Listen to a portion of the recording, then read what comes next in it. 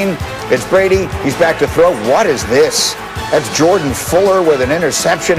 Not clear where that ball was intended to go. It's a 37-yard return. Brady's 8th pick of the year, as many as he threw all of last season. Rams would score. They go up 24-17.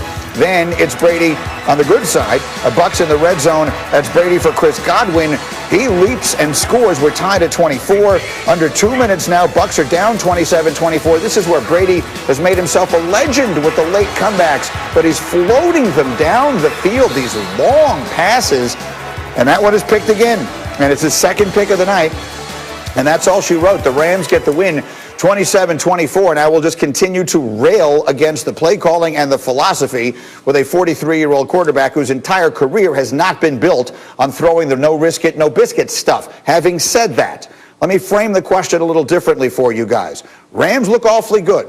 Bucs have really struggled. So if I were to tell you, and Jeff Saturday, I'll start with you, that one of the teams we were watching last night is going to wind up in the Super Bowl this year, which one would you tell me, Jeff Saturday, it's going to be? I have to say the Rams, and as much as it pains me to say that, because you know I've been a Bucs apologist kind of the whole season, right? I believe this team was going to gel and get better as the season progressed, but they have not. And give the Rams a ton of credit. Their defense has played really well all season, but the Buccaneers challenged Jared Goff to beat them, and guess what? He beat them. I mean, he outdueled Tom Brady. He went after him and beat him. Give him a ton of credit. So I got to go Rams there. Let's go to Greg McElroy. What do you think? Which of last night's teams would you bet will make it to the Super Bowl? It's the Rams, and they are resembling a formula that is awfully similar to the 2019 49ers. Young, offensive-minded head coaches, quarterbacks that are talented, but maybe a slightest bit of a liability, a decent rushing attack, and then a dominant and physical defensive front along with a talented ball-hawking secondary. We know that the 49ers almost won the Super Bowl last year, and if you look at the Rams here in 2020, they're kind of using the exact same formula. Maybe the results will be similar as well. Graziano, what do you think?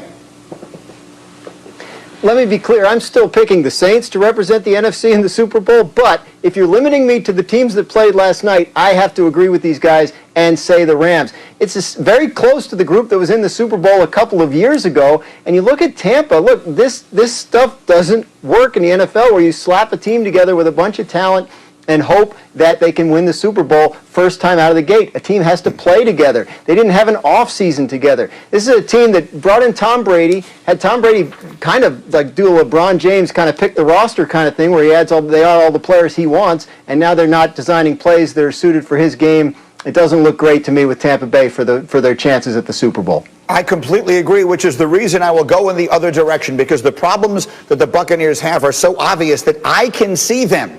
And so if I can see them, why can't the coaching staff see them? Why can't someone... Well, I can fix them. Stop throwing the ball down the damn field. Tom Brady is 43 years old. He should be hitting his back foot on a 3-step drop and getting the ball out quick. And somehow Bruce Arians has decided he's living and dying on the hill of no risk it, no biscuit. Maybe that's why Jameis Winston threw all those interceptions. And maybe that's why Tom Brady's team looks so bad doing it. That's what I think. Let me bring the one and only Stephen A. Smith into the conversation. It has been much too long. Oh, there he is. 25 minutes from now, First Take will come your way. Hello again, Stephen A. It has been much too long. I want to pick up the conversation there.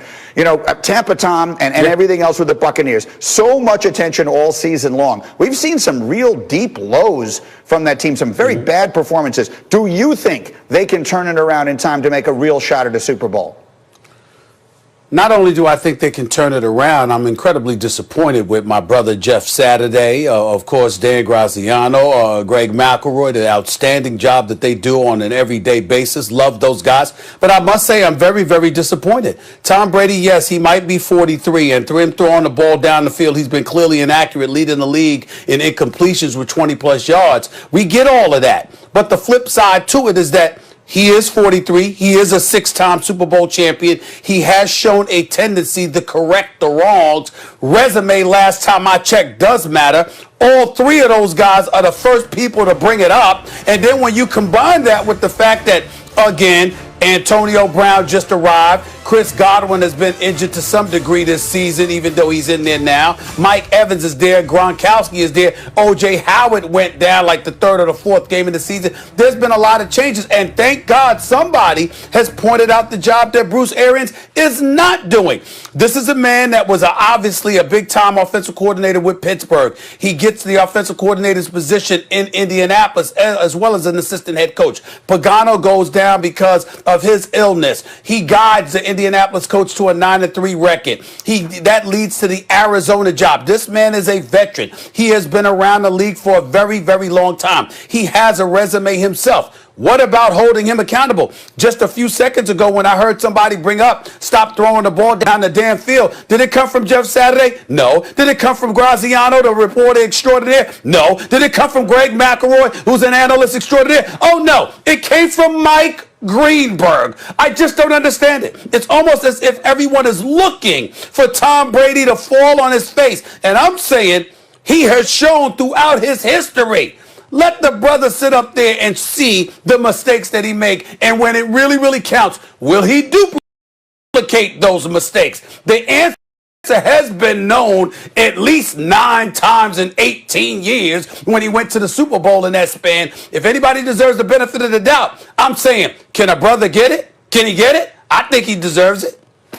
Stephen A., you and I, like most geniuses, will not be fully appreciated until after our time, and I will give you the stats as well. He has thrown the ball 20 yards or more down the field more times than any other quarterback in the NFL this season. It is nonsensical. Okay, one more thing I want to bring up with you, if I may. And now that we are sitting here with this opinion that we're sort of melded together in this, I almost feel a little bad doing it. But you know what's about to happen, don't you? You know that based on how terrible this division is, the Dallas Cowboys are going to win the NFC East. Isn't that right? Yeah, you're right. It's very, very sad. It's pretty pathetic. I had one of my best friends, one of my college buddies. His name is Mark Turner. I love him to death, love him like a little brother, but I don't talk to him during the football season. During the months of September through December, I don't talk to him at all because he's just one of those disgusting, nauseating Dallas Cowboy fans. And sure enough, Greeny, at 7 o'clock on Sunday evening, with the Dallas Cowboys elevating themselves to just an impressive 3-7 record, this man decides to leave me a voice message about how they're winning the division, they're going to the playoffs, and they're going to have a legitimate shot at a Super Bowl. This is what Dallas Cowboy fans are.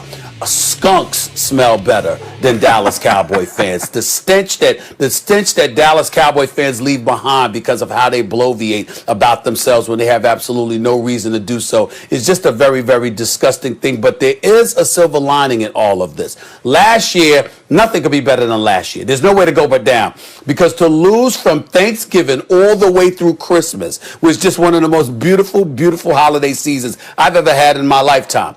Now, they're not doing that, of course, in this particular situation, or at least as we know, they could lose to Washington Thursday. We understand that. But even if they win, why have their season ruined so early? Let them get their hopes up and then let it come plummeting down like it always does. So there is a silver lining. The fact that, guess what? You think for a second that you actually got a shot, you might start sticking out your chest and acting like you all that.